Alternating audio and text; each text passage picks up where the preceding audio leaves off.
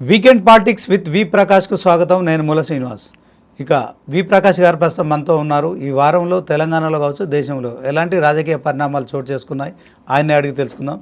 Sir నమస్తే. నమస్తే శ్రీనివాస్ గారు. సార్, ఆల్మట్టి ఎత్తు పెంచబోతున్నామని చెప్పి కర్ణాటక మరొకసారి క్యాబినెట్లో తీర్మానం చేయడం కావచ్చు. మరి ఇప్పటి వరకు అయితే 125 టీఎంసీలు అందులో నీటి నిల్వ చేస్తున్నారు. ఇంకొక 5 మీటర్లు పెంచబోతున్నారు. దాంతో మరొక 100 టీఎంసీల నీటి నిల్వ చేసేందుకు అక్కడ క్యాబినెట్ ఆమోదం జరిగింది. బడ్జెట్ కూడా అలొకేషన్ చేసినట్టు తెలుస్తుంది. దీనిపైన తెలంగాణ కావచ్చు, ఆంధ్రప్రదేశ్ కావచ్చు, మహారాష్ట్ర కావచ్చు, మరి ఏదైనా ముప్పు ఉందా? నిజంగా వాళ్ళు ఆల్మట్టి నిర్మించుకుంటే ఏం జరగబోతుంది? ఇది 2010లో బ్రజేష్ కుమార్ ట్రిబ్యునల్ తీర్పిచ్చినప్పుడు డిసెంబర్ 30, 2010 సరిగ్గా అదే రోజు శ్రీకృష్ణ కమిటీ రిపోర్ట్ కూడా వచ్చింది. కాబట్టి ఎక్కువ ప్రజల్లోకి ఈ ట్రిబ్యునల్ది రిపోర్ట్ పోలేదు. అప్పుడంతా కృష్ణా కమిటీ మీదనే ఆందోళన ఇక్కడ ఉండే కాబట్టి తెలంగాణ ప్రజల దృష్టి దాని మీద లేకుండే. అయితే అప్పటి సమైక్య రాష్ట్రమే ఉంది. అందులోనే వాళ్ళు చెప్పారు ఏమనంటే కర్ణాటక ఎత్తు పెంచుకోవచ్చు మీరు అన్నట్టు 524 మీటర్లకని. అయితే దానివల్ల అన్ని ప్రాంతాలకు నష్టమే. ఇప్పుడు ఫస్ట్ కర్ణాటకలో బాగల్కోట్ అని ఒక డిస్ట్రిక్ట్ హెడ్ క్వార్టర్ ఉన్నది. బాగల్కోట్ సిటీయే సగం పోతున్నది, సగానికంటే ఎక్కువ పోతున్నది. చాలా కాస్ట్లీ ల్యాండ్స్ కూడా అక్కడ గజాలలో ఉంటుంది అక్కడ బాగల్కోట్ డిస్ట్రిక్ట్ హెడ్ క్వార్టర్లో. అయితే ఇప్పటికే వాళ్ళు ఆ బాగల్కోట్లో చాలా వరకు సబ్మర్జెన్స్ అయింది కూడా. అయితే వాళ్ళు పోవడానికి ఫస్ట్ వాళ్ళు సిద్ధంగా లేరు ఖాళీ చేయడానికి. తర్వాత అనేక గ్రామాలు ముంపుకు గురవుతున్నాయి. ఇది ఎవరికీ సంతోషం లేని నిర్ణయం. మరి ఎందుకు తీసుకున్నదో బ్రజేష్ కుమార్ ట్రిబ్యునల్ తెలియదు.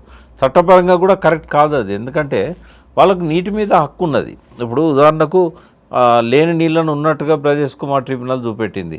75% ఆధారపడే జలాల మీద ప్రాజెక్టు డిజైన్ చేస్తారు. కానీ వాళ్ళు ఏం చేస్తారు, 65% ఆధారపడ్డ జలాలని చెప్పారు. సో ఆ తగ్గడం వల్ల కొన్ని నీళ్లు పుట్టించారు. 2060 టీఎంసీలు ఫస్ట్ ఉంటాయి, 2300 పైన ఉన్నాయని చెప్పి చూపెట్టి వాళ్ళకి 100 టీఎంసీలు నింపుకోవడానికి ఆల్మట్టి ఎత్తు పెంచుకోవచ్చు అన్నారు. ఇది ఏ రకంగా చూసినా సరైన తీర్పు కానే కాదు ట్రిబ్యునల్ది. ఫస్ట్ ఏంటంటే రైపేరియన్ రైట్స్ని గౌరవించాలి. అంటే మొదలు ఎవరైతే నీళ్ళను వాడుకున్నారో వాళ్ళకి కంటిన్యూగా ఫస్ట్ వాటర్ పోవాలి. ఇప్పుడు నువ్వు 524 పెట్టుకున్నాక ఇప్పటికే మనకు ఆగస్టు వస్తే తప్ప ఆల్మట్టి నిండిన తర్వాత 120 టీఎంసీ ఏదైతే ఇప్పుడు దాని స్టోరేజ్ ఉందో 125 టీఎంసీ అది నిండిన తర్వాత కానీ వాళ్ళు నీళ్ళని కిందికి రిలీజ్ చేయరు. ఆ వచ్చిన నీళ్ళు కూడా ఫస్ట్ నారాయణపూర్ ద్వారా ఆ కాలువలకు పోతాయి కర్ణాటక ఆయకట్టుకు. అయితే ఆ డ్యామ్ ఎత్తు పెంచడం వల్ల ఆడ మొత్తం డ్యామ్ నిండేదాకా 220 టీఎంసీలకు పైన అది నిండేదాకా వాళ్ళు ఒక చుక్క కూడా వదిలినా వాళ్ళ కాలువలకే వదులుతారు. కాబట్టి చాలా సంవత్సరాలు ఆ మాత్రం నీళ్ళు రావడం కూడా కష్టమవుతుంది కృష్ణాకు. సో కృష్ణా బేసిన్లో ఉన్న రైపేరియన్ రైట్స్ ఉన్న ప్రాజెక్టులు చాలా ఉన్నాయి ఆల్మట్టి కంటే ముందు. ఇప్పుడు ఉదాహరణకు డెల్టా ఉంది. డెల్టాకు 181 టీఎంసీ కావాలి. సరే గోదావరి నీళ్ళతో వాళ్ళు కొంత పెట్టుకున్నా కూడా దాని తర్వాత ఈ మన తెలంగాణలో ఉన్న ప్రాజెక్టులు కానీ ఇవన్నీ కూడా రాయలసీమ ప్రాజెక్టుల కంటేనో నీటి కేటాయింపులు లేవు. కానీ తెలంగాణ నాగార్జున సార్కి అయితే ఉన్నాయి కదా. నాగార్జున సార్ రైట్ కెనాల్కు లెఫ్ట్ కెనాల్ కలిపి దాదాపు 25 లక్షల ఎకరాలు ఉంటుంది దాని కింద. తెలంగాణ తక్కువ ఉన్నది, ఆంధ్ర 3-4 రెట్లు ఎక్కువ ఉంటుంది. 20 లక్షల ఎకరాల దాకా ఈ నాగార్జున సార్ ఆయకట్టుకే ముప్పు వస్తుంది. అంటే ఇక వాళ్ళు సెకండ్ క్రాప్కి ఏమన్నా నీళ్ళు వస్తాయేమో కానీ మొదటి క్రాప్కి అయితే రావు. ఆగస్టు సెప్టెంబర్ దాకా నీళ్ళు వచ్చే అవకాశమే ఉండదు. మనమేమో జూలైలో నాట్లు వేసుకుంటాం, జూన్లో నార్లు పోసుకుంటాం. మరి ఈ ఆయకట్టు అంతా కూడా దాదాపు 2 మిలియన్ ఎకర్స్ చిన్న ఆయకట్టు అదేమన్నా. సో నాగార్జున సారే డిఫాక్ట్ అవుతుంది, శ్రీశైలం డిఫాక్ట్ అవుతుంది. అసలు హైడల్ పవర్ పక్క పెట్టండి, దాని మీద నికర జలాల మీద ఆధారపడి ఉన్న ప్రాజెక్టులకు కూడా నీళ్ళు వచ్చే పరిస్థితి లేదు. ఉదాహరణకు రేపు మనం గోదావరి నీళ్ళు కృష్ణాకు మళ్లించారు కాబట్టి 45 టీఎంసీలు మనం తీసుకొని అధికారికంగా బచావత్ ట్రిబ్యునల్ ఫస్ట్ రిపోర్ట్ ఏదైతే ఉన్నదో దాని ప్రకారంగా ఎప్పుడైతే గోదావరి నీళ్ళు కృష్ణాలో పడితే ప్రకాశం బ్యారేజ్ దగ్గర 45 టీఎంసీలు తెలంగాణకు వస్తాయి, 35 టీఎంసీలు కర్ణాటక మహారాష్ట్ర పోతాయి. అవి వాడుకోవాలంటే పైన వాళ్ళు వాడుకుంటారు. కానీ మనం ఆల్మట్టి నుంచి వదిలితేనే కదా ఈ 45 టీఎంసీలు వాడుకునేది. అవి దేనికి కేటాయించారు? కేసీఆర్ గారు ఉన్నప్పుడు పాలమూరు రంగారెడ్డికి కేటాయించారు వచ్చే నీళ్లను. మరి ఇప్పుడు మన రేవంత్ రెడ్డి గారి సొంత జిల్లాలనే ఈ ఆల్మట్టి ఎత్తు పెంచడం వల్ల పాలమూరు రంగారెడ్డికి కూడా నీళ్ళు రావు, జూరాలకు నీళ్ళు రావు. మరి ఇదంతా సంక్షోభం ఏర్పడుతుంది. అందుకని తెలంగాణ దీన్ని వ్యతిరేకించింది. అయితే ఆ రోజుల్లో ఏంటంటే ఉమ్మడి ఆంధ్రప్రదేశ్ ఉంది. బ్రజేష్ కుమార్ ట్రిబ్యునల్ 2 తీర్పిచ్చినప్పుడు ఉమ్మడి ఆంధ్రప్రదేశ్ ఏం చేసింది, సుప్రీంకోర్టులో పిటిషన్ పెట్టింది. కోర్టు స్టే ఇచ్చింది. ఆ స్టే కొనసాగుతుంది. స్టే కొనసాగుతున్నప్పుడు ఆల్మట్టి ఎత్తు పెంచాలని ఏ నిర్ణయం తీసుకున్నా అది కోర్టు ఉత్తర్వులను ధిక్కరించినట్టు అవుతుంది. ఇప్పుడు స్టే వెకేట్ కానంత వరకు వాళ్ళు ఎటువంటి ప్రయత్నం చేయకూడదు. ఇప్పుడేం చేశారు, 70,000 కోట్ల నుంచి 80,000 కోట్లు వాళ్ళు క్యాబినెట్ డిసిషన్ తీసుకున్నారు. డబ్బులు ఎప్పుడు ఇస్తారో వస్తారో కానీ ఒక డిసిషన్ అయితే తీసుకున్నారు వాళ్ళు. దీనివల్ల ఇప్పుడు ఏమైందంటే మహారాష్ట్ర ఫస్ట్ దాన్ని అభ్యంతరం వ్యక్తం చేసింది. మహారాష్ట్రకి ఎంత ఇబ్బంది, ఇప్పుడు నీళ్ళు కిందికి వచ్చినాక కదా. అయితే మహారాష్ట్రకి ఇబ్బంది ఏంటంటే సాంగ్లీ కానీ కొన్ని ప్రాంతాలు ఏవైతే మహారాష్ట్రలో ఉన్నాయో అవన్నీ కూడా ముంపుకు గురవుతాయి. సాంగ్లీ టౌన్ కూడా ముంపుకు గురయ్యే పరిస్థితి వస్తుంది. ఇప్పుడు ఇక్కడ స్టోరేజ్ పెంచినట్టయితే ఏ స్టోరేజ్ లేకుండానే ఇప్పుడున్న 519లో స్టోరేజ్ చేస్తేనే బ్యాక్ వాటర్తో సాంగ్లీ మునిగిపోతుంది. రేపు 24 పెట్టినాక ఇంకా 100 టీఎంసీని అలా స్టోర్ చేసినాక ఎప్పుడు అది మునకల్నే ఉంటుంది. కాబట్టి మహారాష్ట్ర చాలా తీవ్రంగా దాన్ని వ్యతిరేకిస్తున్నది. గతంలో ఈ స్టే కోసం మహారాష్ట్ర పోలే, ఇప్పుడు వాళ్ళు పోవాల్సి వస్తుంది. రెండవది, గతంలో ఉమ్మడి రాష్ట్రంలో ఉమ్మడి ఆంధ్రప్రదేశ్ తీసుకున్న స్టే అది. ఇప్పుడు 2 రాష్ట్రాలు అయిన 2014లో స్టే ఏమో 13లో వచ్చింది. మళ్ళీ తెలంగాణ సపరేట్గా ఇంప్లీట్ కావాల్సి వస్తుంది, ఎందుకంటే ఆంధ్రప్రదేశ్ పేరుతో ఉంది కాబట్టి. తెలంగాణ ఇప్పుడు సీరియస్గా రేవంత్ రెడ్డి ప్రభుత్వం 2 అడ్వాంటేజెస్ ఉన్నాయి రేవంత్ రెడ్డికి. ఒకటేమో సోనియా గాంధీతో చెప్పి దాన్ని ఆపించడం, ఎందుకంటే అక్కడ కాంగ్రెస్ గవర్నమెంట్ ఉంది కాబట్టి. యడ్యూరప్పకు డికే శివకుమార్కి చెప్పి దాన్ని ఆపాలి. ఒకవేళ పార్టీ ద్వారా ఆయన ఇన్ఫ్లుయెన్స్ చేయలేకపోతే, మల్లికార్జున ఖర్గే కూడా కర్ణాటకనే, ఆయన గుల్బర్గా ప్రాంతమే. మరి ఖర్గే గారు కూడా అధ్యక్షుడు ఉన్నాడు ఆ పార్టీకి, జాతీయ అధ్యక్షుడు. మరి ఆయన తన ఇన్ఫ్లుయెన్స్ అంతా ఉపయోగించి కేసీ వేణుగోపాల్ను ఖర్గేను పట్టుకొని పార్టీ పరంగా చర్య తీసుకొని దాన్ని ముందుకు పోకుండా ఆపగలగాలి. ఎట్ ది సేమ్ టైం లీగల్గా ప్రొసీడ్ కావాలి, ఇంప్లీడ్ కావాలి. ఎందుకంటే ఇదివరకు ఉన్న పిటిషన్ ఉమ్మడి ఆంధ్రప్రదేశ్ పేరు మీద ఉంది. ఇప్పుడు ఆంధ్రప్రదేశ్ అనగానే ఆ స్టేట్ అనుకుంటారు. కాబట్టి ఖచ్చితంగా ఇప్పుడు దీని మీద ఇంటరిమ్ డైరెక్షన్ కోసం పోవాలి. ఇంటరిమ్ డైరెక్షన్ ఏమని ఉండాలి, ఆ ఎత్తు పెంచడానికి ఉపయోగపడే విధంగా క్యాబినెట్ డిసిషన్ ఏదైతే ల్యాండ్ అక్విజిషన్ కోసం తీసుకున్నారో దాన్ని స్టే చేయమనాలి. ల్యాండ్ అక్విజిషన్ చేయొద్దు, ఆ అమౌంట్ ఏదైతే 70,000 80,000 కోట్లు ఏదైతే ఉందో దాన్ని రిలీజ్ కూడా చేయొద్దు. ఎందుకంటే దానివల్ల మన రైపేరియన్ రైట్స్ ముప్పు వస్తుంది. దాంతోపాటుగా మనకు వర్షాకాల పంటలకు అసలు నీళ్లు పైనుంచి వచ్చే పరిస్థితే మనకు ఉండదు. రాయలసీమ వాళ్ళు క్లెయిమ్ చేయడానికి లేదు, ఎందుకంటే అవన్నీ వరద జలాల మీద ఆధారపడి ఉన్న ప్రాజెక్టులు. కానీ అల్టిమేట్ సఫరర్స్ వాళ్ళు కూడా అవుతారు. అంటే ఇవన్నీ ఉన్నాయి కాబట్టి ఖచ్చితంగా స్టే తీసుకోకపోతే డెల్టా రైతులు, కృష్ణా డెల్టా రైతులకు ఫస్ట్ రైట్ ఉంది కాబట్టి వాళ్ళు చంద్రబాబు మీద ఒత్తిడి తెచ్చి ఆయన కూడా సుప్రీంకోర్టులో కంటెంప్ట్ ఆఫ్ కోర్ట్ పిటిషన్ వేయాలి దాని మీద. ఇక్కడ వీళ్ళు కూడా కంటెంప్ట్ వేస్తూ ఫర్దర్గా మళ్ళీ దాన్ని రిలీజ్ చేయకుండా, ల్యాండ్ అక్విజిషన్ చేయకుండా తీసుకోవాలి. మహారాష్ట్ర కూడా మళ్ళీ సపరేట్ పిటిషన్ వేసి దాన్ని స్టే చేయించాలి. కాబట్టి ఇవన్నీ చేయకపోతే మనకు ఇబ్బందులు ఎదురవుతాయి. అంటే ఇప్పుడు వాళ్ళు జాతీయ స్థాయిలో నాయకులుగా ఉన్నప్పటికీ కాంగ్రెస్కి సంబంధించి ఖర్గే కావచ్చు, మీరు అన్నట్టు వేణుగోపాల్, వీళ్ళంతా కూడా సోనియా గాంధీని ఒప్పిస్తారా, లేకుంటే మా రాష్ట్ర ప్రయోజనాల కోసం ఖచ్చితంగా మేము హైట్ పెంచుకుంటామని చెప్పి అక్కడ ఉన్న ప్రభుత్వంలో సిద్ధరామయ్య కావచ్చు, డికే శివకుమార్ కావచ్చు, సో ఇది సమయానం కుదురుతుంది అంటారు? పార్టీ సుప్రీం కదా, పార్టీ చెప్పినప్పుడు ఏదో కారణంతో దాన్ని ఆపాల్సి వస్తుంది. డబ్బులు కూడా లేవు కదా వాళ్ళ దగ్గర, డబ్బులు ఎక్కడ ఏడ్చినాయి. కర్ణాటక దగ్గర 70,000 కోట్లు 80,000 కోట్లు పెట్టి ఇప్పుడు వాళ్ళు ఆ ప్రాజెక్టు కట్టే పరిస్థితి ఉన్నదా? లేదు కదా.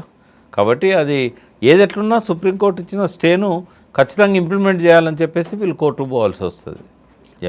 ఓకే సార్, ఇది ఒక కృష్ణానదిపై మరొక కుట్రగానే చూడొచ్చా? తెలంగాణ దీన్ని ఎట్లా అడ్డుకోవాలి? డెఫినెట్గా కుట్రే, ఇది కర్ణాటక చేస్తున్నది కుట్రే. ఎందుకంటే మొదటి నుంచి మనం ప్రొటెస్ట్ చేస్తున్నాం, అసలు ఆల్మట్టే కట్టొద్దు అన్నాం, ఆల్మట్టి మొదలు పెట్టారు. అప్పుడు ఆయన పి జనార్దన్ రెడ్డి గారు సిఎల్పి లీడర్ ఉండే, ఎమ్మెల్యేలు అందరినీ తీసుకొని పోయి అక్కడ ప్రొటెస్ట్ చేశాడు ఆయన. పాత సంగతి ఇది, నేను చెప్పేది 96-99 మధ్య కాలంలో. ఇవాళ కట్టినాక ఇప్పుడు దాన్ని ఎత్తు పెంచుతామంటారు. అంటే కిందికి నీళ్ళు రానియద్దు అనేది ఒక దుర్మార్గమైన చర్య, అది రౌడీ చర్య. అది తెలంగాణలో కాంగ్రెస్ ప్రభుత్వం మరొకసారి కాళేశ్వరం అంశంలో తుమ్మిడిహట్టి దగ్గర ప్రాజెక్టు నిర్మించడానికే, మరి కాళేశ్వరంలో కుంగుబాటు జరిగింది కనుక సో తుమ్మిడిహట్టి వైపు ప్రభుత్వం మొగ్గు చూపుతున్నట్టు తెలుస్తుంది. సో తుమ్మిడిహట్టి అంశంలో ఏం చెప్తారు? అది సాధ్యం కాని ప్రాజెక్ట్. అది సాధ్యమైతే కేసీఆర్ కట్టేవాడు కదా, రేవంత్ రెడ్డి దాకా ఎందుకు వస్తుంది? అది సాధ్యం కాదు. ఎందుకు సాధ్యం కాదంటే ఇంకో 10 సంవత్సరాలు పడుతుంది దాన్ని అనుమతి తీసుకోవాలంటే. అనుమతి తీసుకున్నా కూడా దానివల్ల పెద్ద ఉపయోగం లేదు. 150 మీటర్ల ఎత్తులో నిర్మించి తీరుతాం మహారాష్ట్ర వాళ్ళతో ముందు అనుమతి తీసుకోమానండి. సార్ ఇప్పుడు అక్కడ ఇక్కడ మూడు దిక్కుల కాంగ్రెస్ ఉన్నప్పుడే రాజశేఖర రెడ్డి లాంటి మహానేతకే సాధ్యం కాలేదు. సార్ రాజశేఖర రెడ్డితో పోల్చినప్పుడు రేవంత్ రెడ్డికి ఎట్లా సాధ్యమవుతుంది? మళ్ళీ ఏ ఫడ్నవీస్ అయితే దాని వ్యతిరేకంగా ఉద్యమం చేసిండో, ఏ ఫడ్నవీస్ అయితే కేసీఆర్కు కరాఖండిగా చెప్పిండో ఇయ్యను అని, మళ్ళీ ఆయనే ఇవాళ ముఖ్యమంత్రిగా ఉన్నాడు, ఎట్లా సాధ్యమవుతుంది?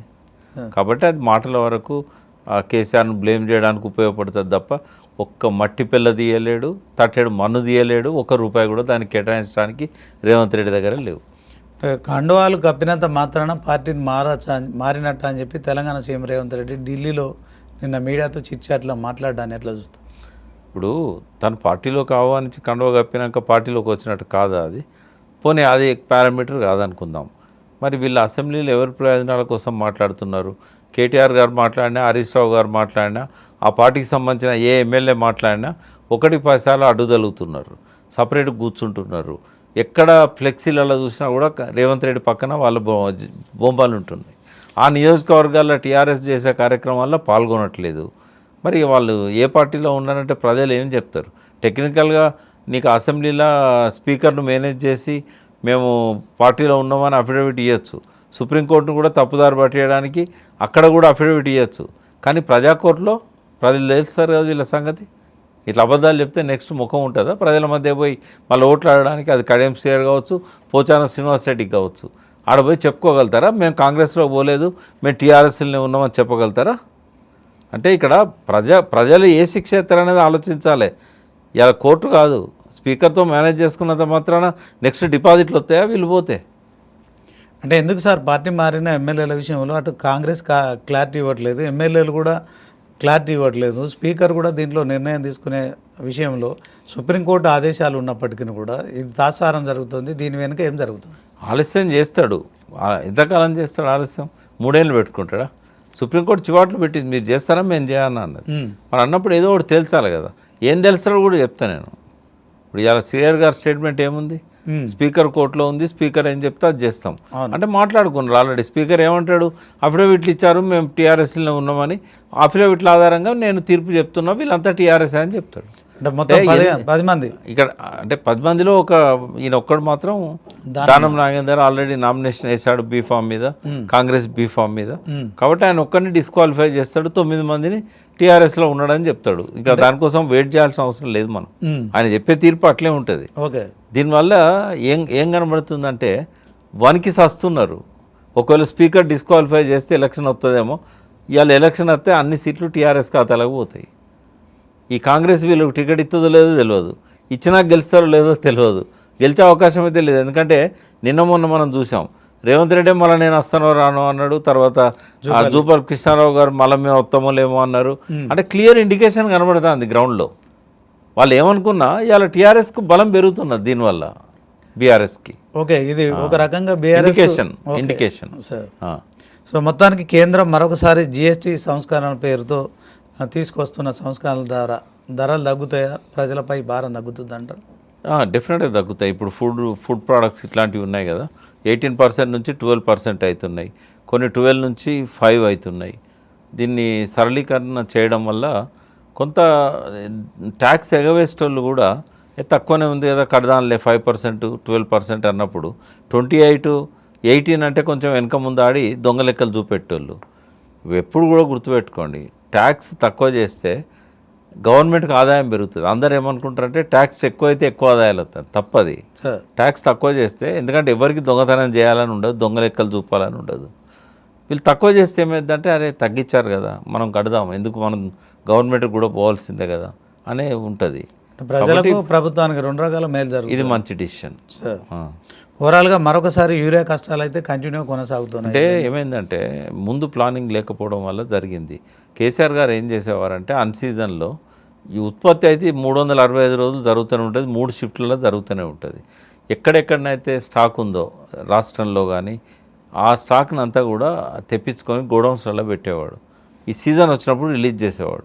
ఎంత ఆయకట్టు ఉన్నది, ఎంత సాగునీరు అంత ఉన్నది, ఎంత కొనుగోలు శక్తి ఉంది రైతులకు, ఇది అంచనా ఉండేది కేసీఆర్ గారికి. ఈయనంతా అడ్డిమారి గుడ్డి దెబ్బ. అసలు చెప్పేవాళ్ళు లేరు, ఆయనకు తోచదు, ఆ టైం గుర్తురాదు. అందరు యూరియా అని లైన్లోకి వచ్చినాక అప్పుడు కేంద్రానికి ఇండెంట్ పెడతాడు. ఏం ఉపయోగం దానివల్ల? ఇది కేవలం మేనేజ్మెంట్ లోపం.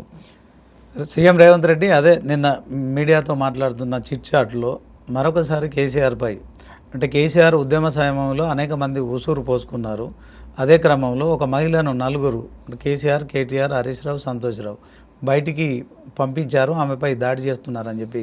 అది టీఆర్ఎస్ ఇంటర్నల్ విషయం కదా. ముందు అది కుటుంబానికి సంబంధించిన విషయం, తర్వాత టీఆర్ఎస్ పార్టీ ఇంటర్నల్ విషయం. ఎమ్మెల్సీగా ఉన్న ఆమెను బహిష్కరించింది కాబట్టి, సస్పెండ్ చేశారు కాబట్టి అది ఇంటర్నల్ విషయం. రేవంత్ రెడ్డికి ఏం సంబంధం? అది అవసరం లేని దానిలో ఎందుకు తలదూర్చాలి? అంటే చాలామంది ఉసురు పోసుకున్నాడు, ఆ ఉసురే కేసీఆర్కి తగిలిందని చెప్పి మాట్లాడు. ఇప్పుడు ఉసురు పోసుకున్నాడా, ఉసురు తలుగుతుందా, అవన్నీ పక్కకు పెడదాం. ఇది ఆయన మాట్లాడకూడని అంశం. ఆయన మాట్లాడాలంటే సబ్జెక్ట్ లేదా? ఎన్నో ఉన్నాయి కదా అంశాలు, దానిలో ఎందుకు తలదూర్చాలి? ఆయనకు గిల్టీ ఫీలింగ్ ఉన్నది. ఏంటంటే నేనే వెనకాలనేమో అని చెప్పి జనం అనుకుంటాను. అందుకని ఆ బంతి వాళ్ళ కోర్టులో కొడదామని అనుకుంటుండు. వాళ్ళ ప్రజలందరికీ తెలుసు. అంటే అంత బలమైన శక్తి వెనకాల ఉన్నదనే ఇది జరుగుతున్నదా అనే అనుమానం అందరికీ ఉంది. అది ముందు ముందు తెలుస్తుంది. అంటే ఖచ్చితంగా నేనున్న రోజులు కాంగ్రెస్లోకి కేసీఆర్ కుటుంబం నుంచి ఎవరు వచ్చినా తీసుకోనని కూడా చెప్పిన. ఎవరు పోయడానికి సిద్ధంగా ఉన్నారు? ఆ కవిత గారు ఏమన్నా చెప్పారా నేను కాంగ్రెస్లో పోతున్నా అని? ఇప్పుడు కూడా ఆమెకు ఒక ఆర్గనైజేషన్ ఉంది. ఇప్పుడు బతుకమ్మ సీజన్, ఆమె ఆర్గనైజేషన్ పరంగా కార్యక్రమాలు చేస్తుంది. రేపు ఒకవేళ అవసరం అనుకుంటే మళ్ళీ రాజీపడి బీఆర్ఎస్లోకి రావచ్చు. లేదు అని అంటే బీసీల కోసము ఇంకొక కార్యక్రమం కోసము ఒక ఎజెండా ప్రకటించి ఆమె జాగృతి తరఫునే ముందుకు పోవచ్చు. అవసరమైతే పార్టీ కూడా పెట్టి కొట్లాడచ్చు. ఆమెకు అర్హత లేదా? కాబట్టి ఇవన్నీ ఊకదంపుడు మాటలు రేవంత్ రెడ్డి మానుకోవాలి. ఓకే, తెలంగాణలో రాజ్యాధికార పార్టీ తీన్మార్ మల్లన్న పెట్టడాన్ని ఎట్లా చూస్తాం? దాంట్లో బీసీలు ఆయన మాట్లాడిన మల్లన్న ఆయన కార్యవర్గంలో రెడ్డిలను, ముస్లింలను కూడా చేర్చుకున్నారు. చేర్చుకోవాలి. ఎందుకంటే చేర్చుకోవడాన్ని నేను సపోర్ట్ చేస్తాను. ఎందుకంటే ఇది బీసీల లక్ష్యం కోసం ఇప్పుడు తెలంగాణ కోసం ఏర్పడ్డది టీఆర్ఎస్ పార్టీ.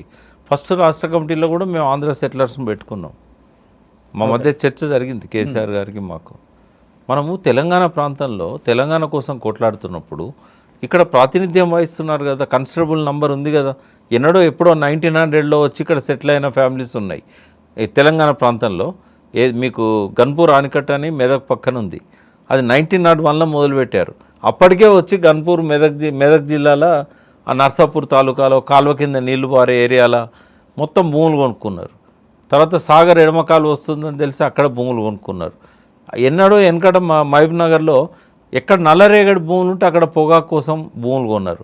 ఎక్కడ నది ఉంటే నది పక్కన డెల్టా భూములు ఉంటాయి, ఇసుక భూములు ఉంటాయి, వాటిల్లో మిర్చి పండియచ్చు అని భూములు కొనుక్కున్నారు.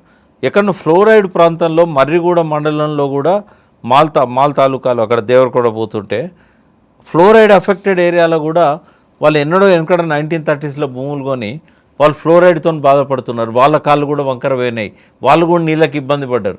నిజాం సాగర్ 1931లో కడితే దాని కింద కూడా ఇప్పుడు ఆంధ్రజ్యోతి రాధాకృష్ణ వాళ్ళ ఫ్యామిలీతో సహా కొన్ని వేల ఫ్యామిలీస్ అక్కడ అప్పుడే సెటిల్ అయిపోయినాయి.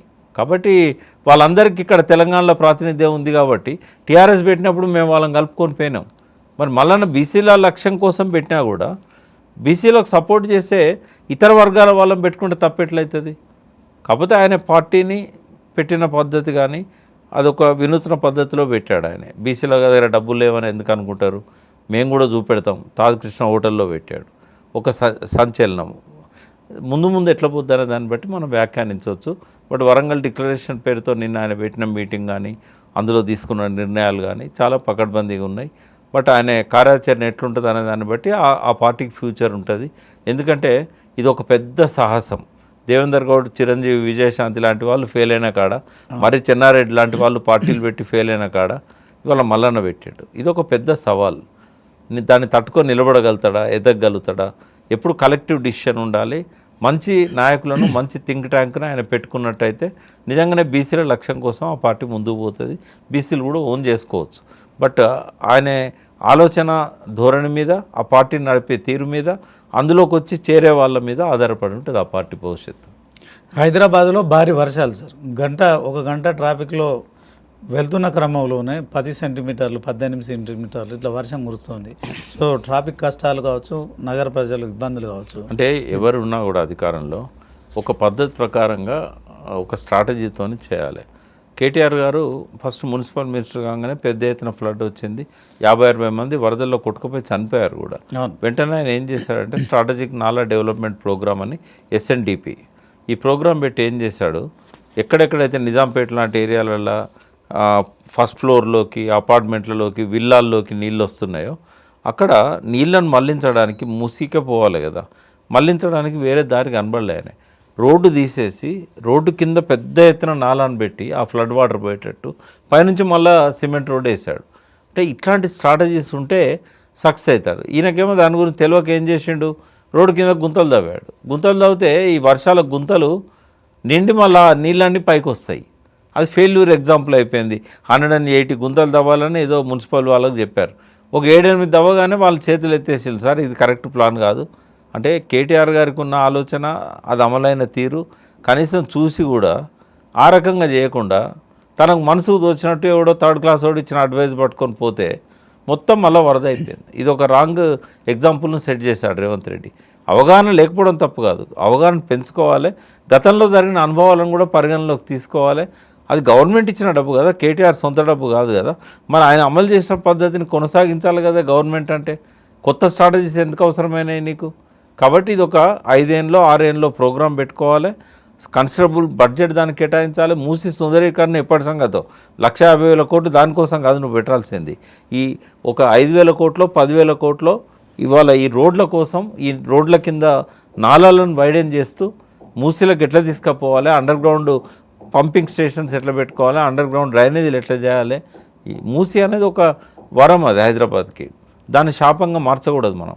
ఈ వచ్చే నీళ్ళను, వరద నీళ్ళను, రెయిన్ వాటర్ని ఏదైతే ఉన్నదో అది పొల్యూటెడ్ కాదు. అది దాన్ని జాగ్రత్తగా పొల్యూట్ కాకుండా తీసుకొచ్చి మూసీలోకి వదిలేసినట్టయితే నువ్వు గోదావరి నీళ్ళని తీసుకొని శుభ్రం చేయాల్సిన అవసరం లేదు. చెత్త చెదారం అంతా కొట్టుకపోతుంది, తర్వాత శుభ్రమైన నీళ్ళు వస్తాయి. ఓన్లీ రెయిన్ వాటర్ను మాత్రమే మూసీలకు వదలాలి. డ్రైనేజ్ వాటర్ను వెనకట నిజాం ఏం చేశాడు, డ్రైనేజ్ వాటర్ని మూసీ పక్క నుంచి ఒక సపరేట్ ప్యారలల్ కాలువ తీసి అంబర్పేట దగ్గర ఈ ప్రక్షాళన చేయడానికి, ప్యూరిఫై చేయడానికి ప్లాంట్ పెట్టాడు. అది వీలు పెట్టింది కాదు, నిజాం కాలంలో పెట్టారు. మరి ఆ దృక్పథం ఉండాలి కదా. కాబట్టి ఆ రకమైన స్ట్రాటజీస్ ఉంటే హైదరాబాద్ ప్రజలు ముప్పుకు గురి కాకుండా ఉంటారు. అంటే హైదరాబాద్లో ఇంత వర్షాలు ఎందుకు కురుస్తుంది సార్? మొన్న హైదరాబాద్ ఇది గ్లోబల్ వార్మింగ్. ఒకటి గ్లోబల్ వార్మింగ్, రెండోది సైక్లోన్స్. అంటే సైక్లోన్స్ రావడానికి కూడా గ్లోబల్ వార్మింగే, వాతావరణం వేడెక్కడమే కారణం. కాబట్టి వీళ్ళకు ఒక నేచర్ను ప్రొటెక్ట్ చేయాలనే దృక్పథం లేనప్పుడు ఊరికే అక్కడ సస్టైనబుల్ గోల్స్ అని యునైటెడ్ నేషన్స్ సంతకాలు పెట్టేస్తారు అక్కడ పోయి, కానీ ఆచరణలో మాత్రం ఏమీ చేయరు. ఇప్పుడు థర్మల్ ఇష్టం వచ్చినట్టు థర్మల్ పవర్ ప్లాంట్స్ పెట్టి మండిస్తూ ఉన్నారు. ఎక్కడ పడితే అక్కడ ఈ గ్లోబల్ వార్మింగ్ సంబంధించిన ఇవి ఉన్నాయి. ఇప్పుడు కొంతమంది దాని మీద అవగాహన లేదు. ఉదాహరణకు సాయిల్లో మైక్రోబ్స్ అనేటివి ఉండేటి, బ్యాక్టీరియా ఉంటే ఏమైందంటే ఏదైనా జంతువు చనిపోయినా, లేకపోతే అక్కడ ఏదన్నా చెట్టు చెదారము, ఏదైనా ఆకులు పడ్డా ఏం పడ్డా కూడా అక్కడ ఇది వచ్చేసి ఫంగస్ కానీ బ్యాక్టీరియా కానీ దాన్నంతా తినేస్తాయి. దానివల్ల అవి కుళ్ళిపోయి మీథేన్ గ్యాస్ అనేది ఆకాశంలోకి పోయే పరిస్థితి ఉండదు. ఆ సాయిల్ మైక్రోబ్స్ అనేటివి లేకుండా చేసాం మనం. ఎక్కడ చూసినా పొల్యూషను, యూరియా, DAP, సాయిల్ అసలు జీవమే లేదా. ఇవి డీకంపోజ్ ఎట్లయితాయి?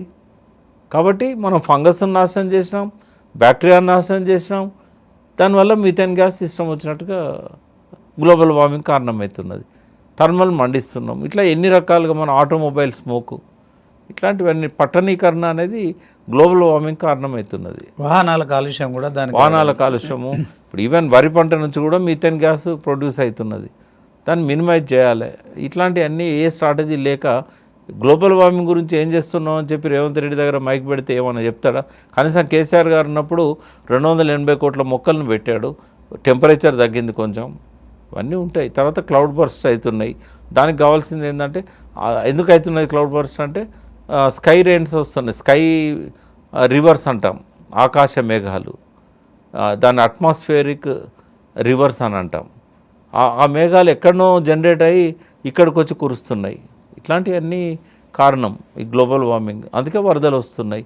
ఫ్యూచర్ జనరేషన్స్ ఎట్లా అనేది ఇప్పుడు పెద్ద సమస్య అయింది. ఫార్మర్ రైతులు మాకు పరిహారం వద్దు, మా భూములు మాకు కావాలని చెప్పి CCL ల్యాండ్ అక్విజిషన్ యాక్ట్లో ఒక రూల్ ఉంటుంది, భూసేకరణ చట్టంలో. ఏ పర్పస్ కోసం అయితే ఆ ల్యాండ్ తీసుకున్నారో ప్రజా ప్రయోజనం కోసం ఆ పర్పస్ సర్వ్ కానప్పుడు ఆ భూములను తిరిగి పొందే హక్కు రైతులకు ఉంటుంది. వాళ్ళు కోర్టు పోయి ఆ భూములు మాకు ఇచ్చేయమని చెప్పి కొట్లాడాల్సిన అవసరం ఉన్నది.